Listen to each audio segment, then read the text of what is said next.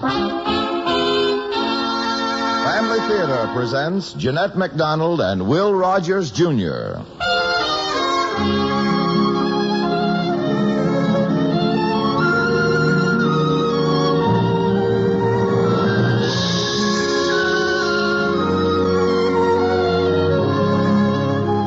From Hollywood, the Mutual Network, in cooperation with Family Theater, presents The SANGAMO Sage, starring Will Rogers, Jr. And now, here is your hostess, Jeanette MacDonald.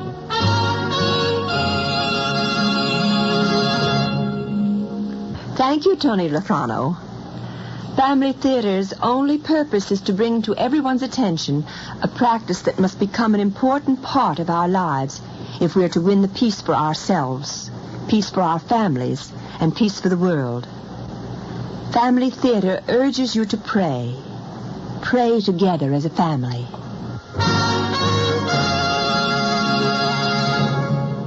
And now to our transcribed drama, The Sangamo Sage, starring Will Rogers, Jr. as Abraham Lincoln.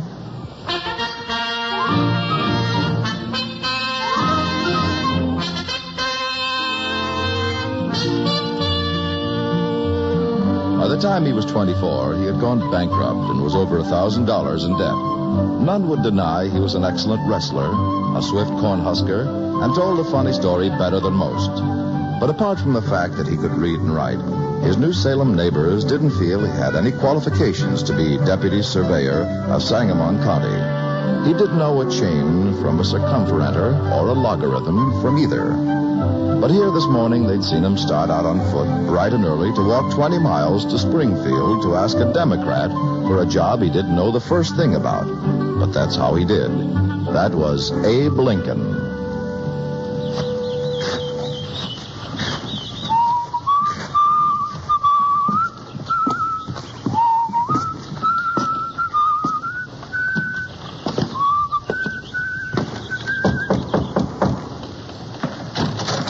Yes? I've come to see Mr. Calhoun, ma'am. Is he expecting you? Yes, ma'am. I wrote him. Well, come in, come in. Thank you. John. Yes? There's a young man here to see you. He says you're expecting him. Well, now, I don't recall anyone. It's me, Mr. Calhoun. Hey, well, how are you? Good enough, thank you, sir. Yeah, how's the store? Well, it winked out. That's why you're seeing me sooner than you might have expected. Mary, this is young Lincoln who wrote that fine letter to me. How'd you do? It's a pleasure, Mrs. Calhoun. Hey, come on into the study, Abe, and rest your feet. You had your dinner yet? No, sir. Still breakfast time when I left New Salem. Well, then you'll stay to dinner with us. Won't he, Mary? I'll set another plate. You like chicken, Mr. Lincoln? Yes, Mrs. Calhoun. I thank you. Come on, onion, Abe. Sit down, sit down. Yes, sir. You walk all the way to Springfield this morning? Yes, sir. I'm afraid my appearance is the worse for it. You own a horse, don't you? I own about 80% of one. But the creditor holding title to the balance, he won't even let his part leave town till I settle up. How much do you owe him, Abe? $10. But he's well down on the list. Bill Berry didn't turn out to be much of a business partner, did he? He got as bad as he gave. Well, at least you weren't drinking all the time. No, I was down on the river watching Jack Kelso fish and spout Shakespeare. There's nothing left of the stock? Some dry goods, a few jugs of corn juice that Billy didn't get to finish. Even so, it ought to bring something. That was the attitude of the constable who impounded it. I see. So now you want to learn surveying? I think I can, Mr. Calhoun. I'm a learner. Do you know anything at all of the subject?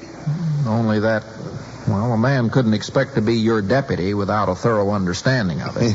Here. Hey, take a look at this book, Abe.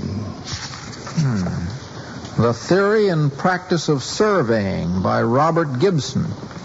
Sizable volume, eh? Yes, sir.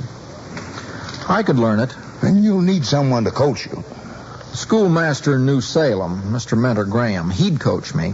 We're friends. Well, you're welcome to try, Abe. I take it you're still interested in entering politics. Yes, sir. As a Whig. Now, don't worry, Abe. There are no strings attached to this appointment.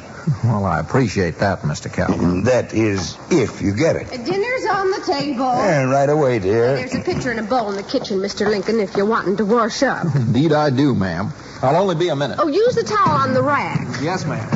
Well, John, if he isn't the most unheavenly-looking mortal ever stepped inside this house. Yeah, for all of that, he's no common man. He ran for state representative from the county last year, and he placed 7th among 12 candidates. What's so uncommon about losing an election? In one of his speeches, he said, "If the good people in their wisdom shall see fit to keep me in the background, I've been too familiar with disappointments to be very much chagrined." Sounds like he had more faith in the good people than he did in himself. Yes, that's what's uncommon about him.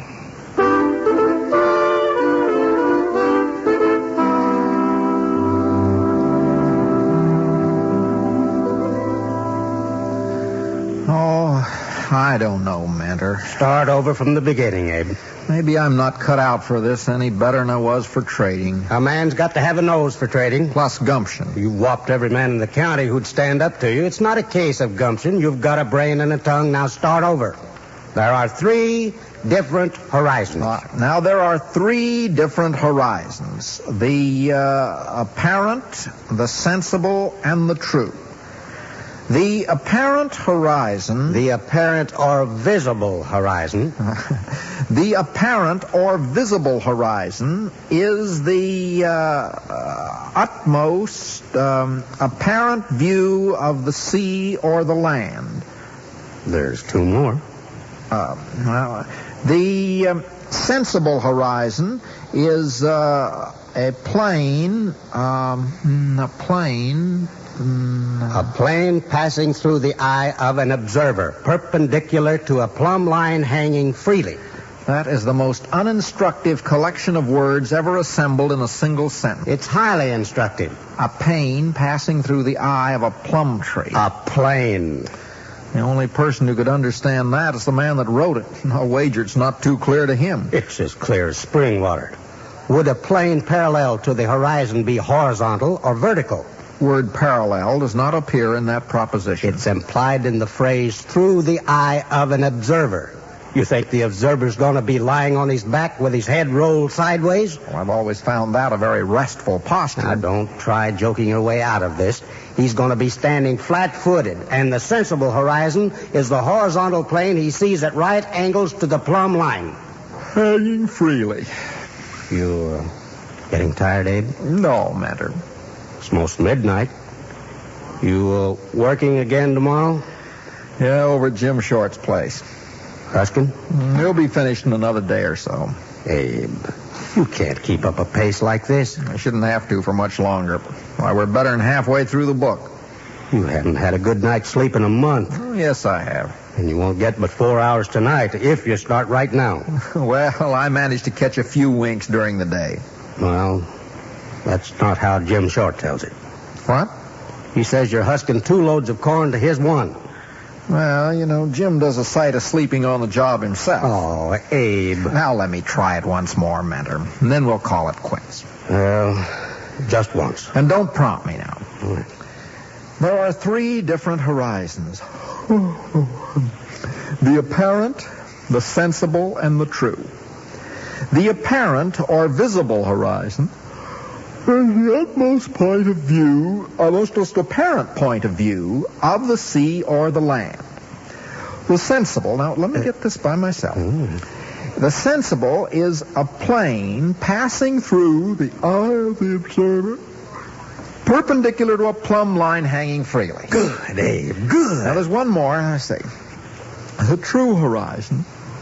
The true horizon.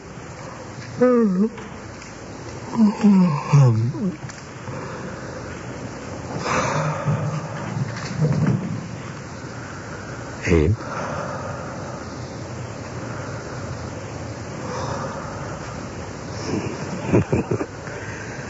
The true horizon. He'll always be able to see that.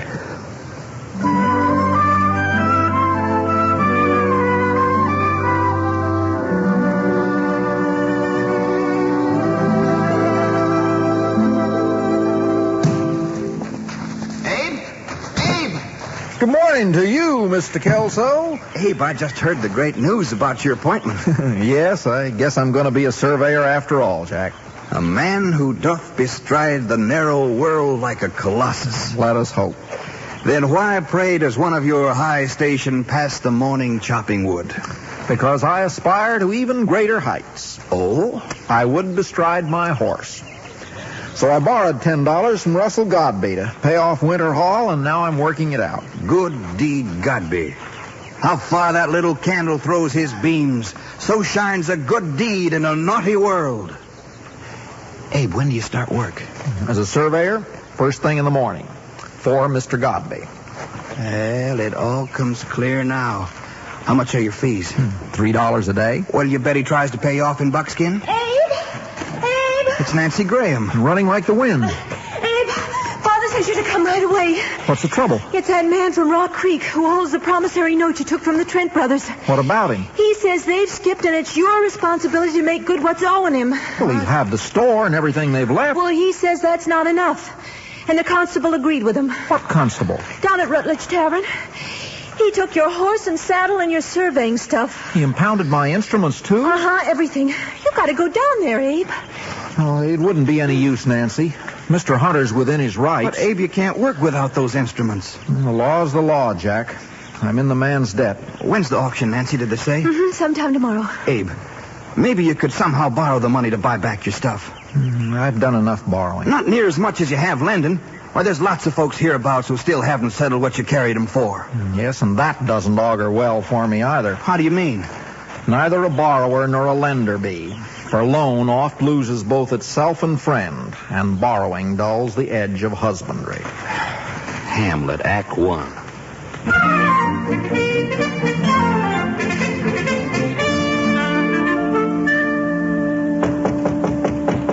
See who that is, will you, Nancy? Yes, Father. Good evening, Nancy. Hey! Howdy. It's Abe and Jack Kelso, Father. Come in, boys. Come in. I stopped by to fetch Mr. Calhoun's surveying book, Mentor. Oh? Well, since I shan't be needing it, I want to return it to him tomorrow. Hunter won't let you have the instruments? Not unless I settle up. So they're going ahead with the auction? First thing in the morning. Oh, it's just a shame. Well, Mr. Hunter was polite, but he has obligations of his own to meet. Abe, I know it's not enough, but I've got a bit of over $30 stashed away. No, thank you, Mentor. In the first place, I couldn't pay you back. You don't have to. In the second, it isn't enough. Oh, at least it'd be a start, Abe.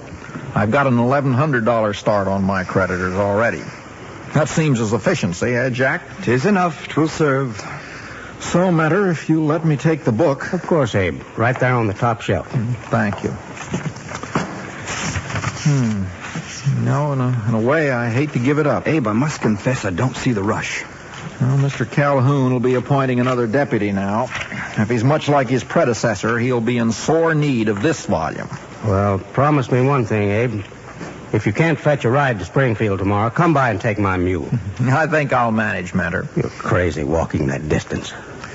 Jim Short told me a few days ago if I had to, I could use his horse until my own was clear. Now you don't even have that. Well, can't be helped. Thanks for your coaching, Mentor. Oh, sure.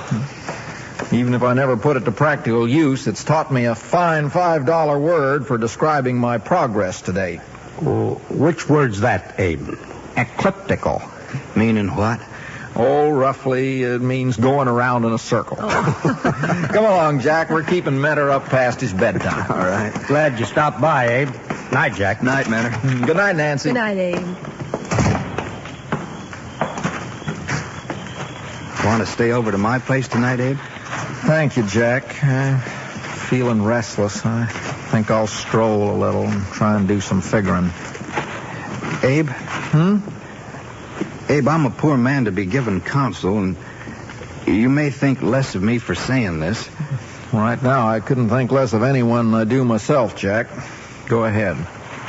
Well, Abe, as the bard put it, you could vanish like a bright exhalation in the evening. And no man see me more. That's the line. You mean Skip?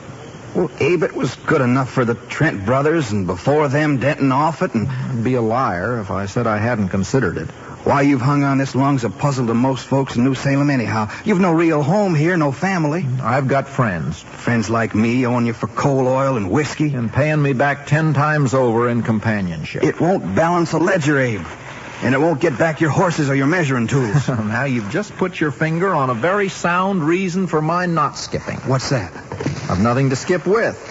All I've got left in the world are my debts. If I leave New Salem, I won't even have those.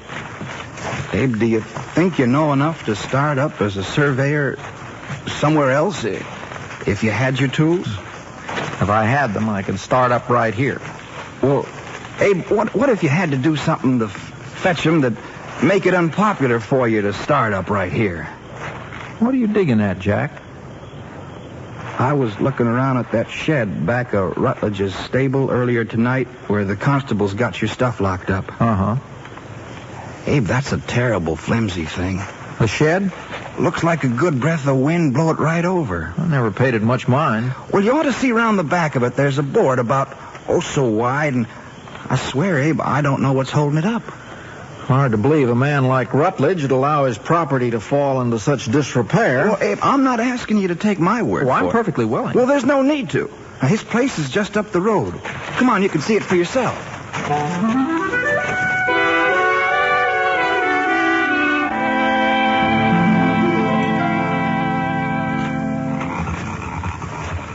Isn't that a scandal? Yes? Look, Abe, all you have to do is touch it. See how it shakes? Terrible. Hardly a safe place for valuable tools like yours. Hardly. By the way, Jack. Yes, Abe? Is there any reason why we should be talking in whispers? There's the lateness of the hour to consider. It's your opinion, then, that Mr. Rutledge is by now asleep. Well, you know he's an early riser.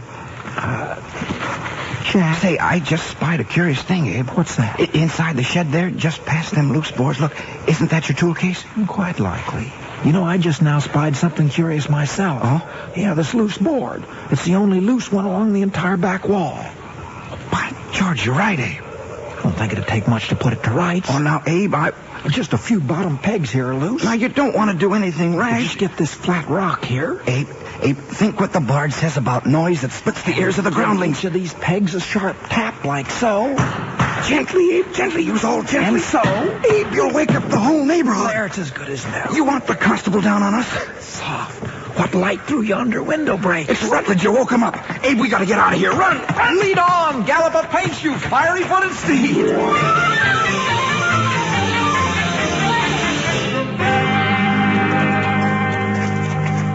Oh, we're away. I got to get my breath. Such speed as never did chariot wheels. Fine joke, Abe. Very fine. Oh, but you did saw the air too much with your hands. Abe, you threw it away. You had a chance to get clear of this mud hole, and you threw it away. I guess so. Well, leastways, well, I thank you, Jack. Fair weather or foul, you're a friend. Abe, I spent the better part of 2 hours loosening those pegs. What are your fees? Oh, there's no teaching you anything. I dispute that now. I'm a good learner. Of surveying, maybe, and Shakespeare, blame little else. Maybe not. I've learned what a friend will do for you, though. I learned that tonight. Fat lot of good it served you. No, it served me well, Jack. It's what made me pound back those pegs. My putting them loose made you pound them back? In a way of speaking. You see, my friends right now are all I've got to my name. Don't forget your debts. That's true. I'd rather have both than neither. Oh, Abe. No, this is right, Jack. A man would be a fool to leave a place where people have been good to him, like folks like you and Mentor and others have been to me. Abe, you make friends wherever you go. I've been lucky. I wouldn't want to turn that luck by starting to leave enemies someplace I've been. You got no tools, no horses, not a penny to your name. And you call yourself lucky? Sight luckier than most men alive. Now, how do you figure that? Now, you promise not to josh me about this. I promise. Well, people seem to trust me. Oh, but old man Hunter. No, it's not really me Mr. Hunter doesn't trust. It's circumstances. The Trent brothers let him down, and now he's afraid of everybody. All right, Abe, even allowing people do trust you. What special good's in that? It makes you... How can I put it? It makes you strong. Strong? Yes, Jack. Makes you strong enough for anything.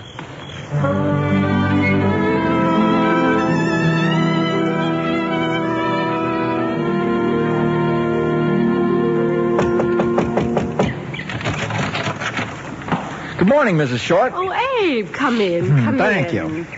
You're up bright and early. Had breakfast? Yes'm. I got up to go to Springfield this morning. Oh, about your job. Yes'm, in a way. Mr. Short said I might borrow the bay if I needed. Why, Abe, he rode off on the bay himself less than an hour ago. Into New Salem? That's what he told Jimmy. Dr. Allen came by in his rig on the way to Petersburg, I guess, and I saw James talking to him out by the fence, and next thing I knew, he was gone. Oh. Well, I guess he must have had some important business to attend to. You're welcome to wait, Abe. I can't say when he'll be back. No. It shouldn't be too long. Oh, thank you kindly, Mrs. Short, but I'd best be on my way. Can I make you a snack to take along? Well, thank you, but I've got a pair of corn dodgers and some bacon Nancy Graham put up for me. Well, I'm sure you can use an apple to top that off with. Well, thank you. Maybe even two. Oh, no. One for now and one for later. Well, thank you, ma'am. I'm obliged to you. Well, if James should come back in the next half hour, I'll tell him you're walking. Maybe he'll want to leave the bay out with the rig and catch you. No, you just tell him much obliged, and I'll stop back on my way here tonight. All right. You've always got a book, haven't you, Abe? Oh, this? It isn't mine, Mrs. Short. I'm returning it to its owner. Learn anything from it? Yes, a great deal. Then reading it was time well spent. That's the way I feel, too, Mrs. Short, no matter what.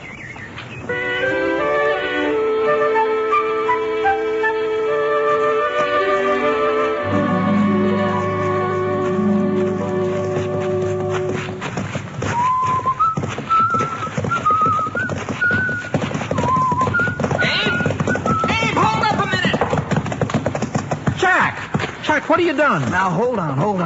Well, you're leading my horse, carrying my surveying instruments? Will you let me get my breath? You stole them after all. Nobody stole nothing. Will you let me get down and tell you? I've near run my nag's legs off trying to catch you. Well, what did you do? I went to the auction this morning. The whole township went. Everybody? Miller, Hill, Ferguson, Rutledge. Well, what happened? Let me get my breath.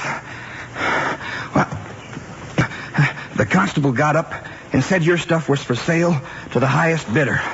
And Ethan Dodge, you know that old miser. He's not a miser. He's just poor. He wasn't too poor to bid $15 for your horse. I meant poor in spirit. Well, he bid $15. Up to then, no one else had said a word. Tom Clary and I were going to pool our resources and bid $15.80. When all of a sudden, up comes riding Jim Short in his big bay, panting and huffing. Why, I passed his farm this morning. Well, up he comes yelling at the constable and asking what'd been sold to who. There hadn't anything been sold yet, so he bid a flat $100 for the lot. Instruments and everything? The whole lot. And old man Hunter said, take it, and the constable did. And here it is. I just can't believe it. That's what I told Uncle Jimmy you'd say, but he told me catch him and let the evidence speak for itself. It speaks eloquently.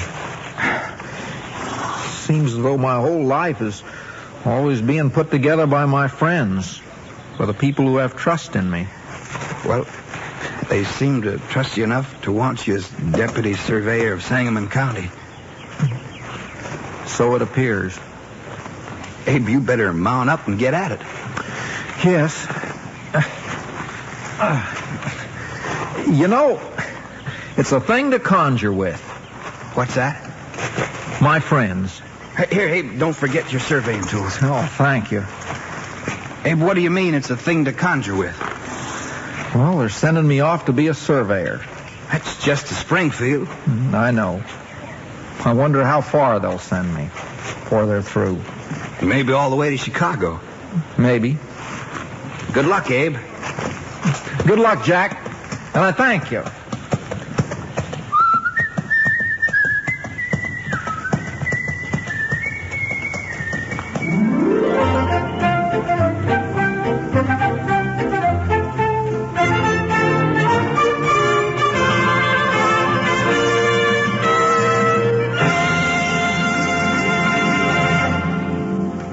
This is Jeanette MacDonald again. We all know many wonderful stories about Abraham Lincoln. Stories of his wit, his wisdom, his kindness, his humility. With some famous men, we've discovered that many anecdotes ascribed to these men are actually the product of the imagination of someone else. The legends of some famous figures have become more real than the men themselves, and we are always disappointed when a legend stripped of accumulated dramatization reveals only bare, unromantic realities which rob us of a heroic idol. Abraham Lincoln needed no dramatist to enlarge upon his greatness. The simple facts about him are sufficiently inspiring.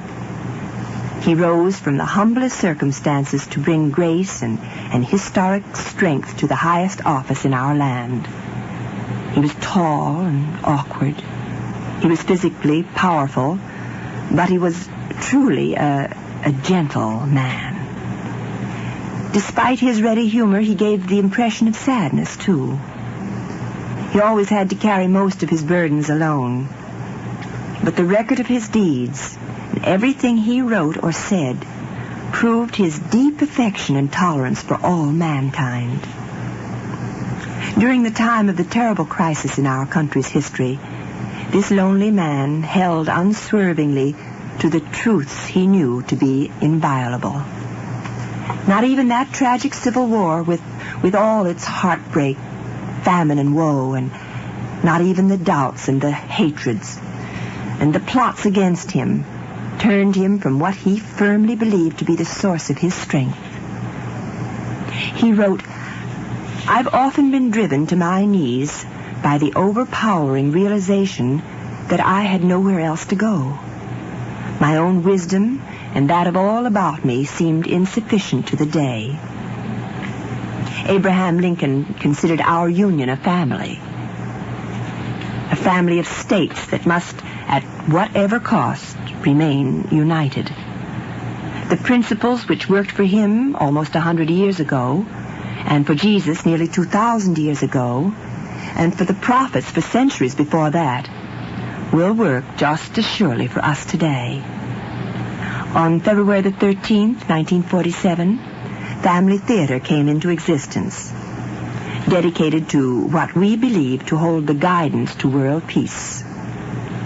Family Theater is dedicated to the vital, faithful habit of family prayer. On this, our 8th anniversary program, we pay tribute to a man whose faith in prayer, whose trust in God, continues through his example, and the proof that God heard his prayers and deserved his trust to inspire all peoples throughout the world. We give you two things of which we cannot be too often reminded. A world at prayer is a world at peace, and the family that prays together stays together. More things are wrought by prayer than this world dreams of.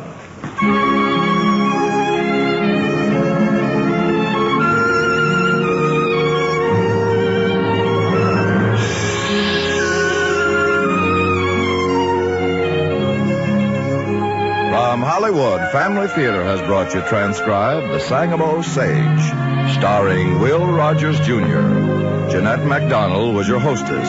Others in our cast were Gene Bates, Margaret Brayton, Leo Curley, Herb Ellis, and Billy Baucom. The script was written and directed for Family Theater by John T. Kelly, with music composed and conducted by Henry Mancini. This series of Family Theater broadcasts is made possible by the thousands of you who feel the need for this type of program, by the Mutual Network, which has responded to this need, and by the hundreds of stars of stage, screen, and radio who give so unselfishly their time and talent to appear on our Family Theater stage. To them and to you, our humble thanks.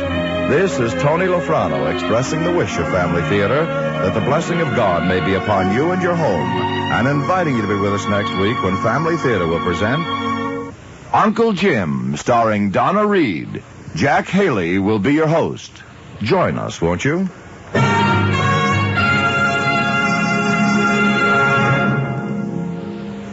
Family Theater is broadcast throughout the world and originates in the Hollywood studios of the world's largest network.